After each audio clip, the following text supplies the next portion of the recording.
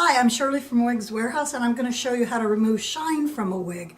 Some people don't like the synthetic wigs because they feel they're too shiny, so they think that's a dead giveaway. I find it real interesting because Kenra sells a lot of shine spray for human hair because people want the shine. But anyway, to remove the shine, John & O sells a little piece that's called a wig wand, and it's filled with actually talcum powder. I've had this for some years, so I'm actually just dabbing it in some talcum powder here.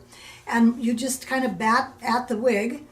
Kind of looks white here, but you'll take your brush and just brush through that, and that removes some of that shine. So you don't have it quite as the sheen isn't quite there.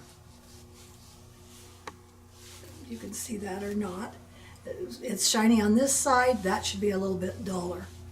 And that's how we've done for years to remove some of the sheen. Also, even if you wash them, that kind of helps remove the shine. Also, there's a product called dry shampoo that if you spray that on, you're going to see a difference and it's going to look duller.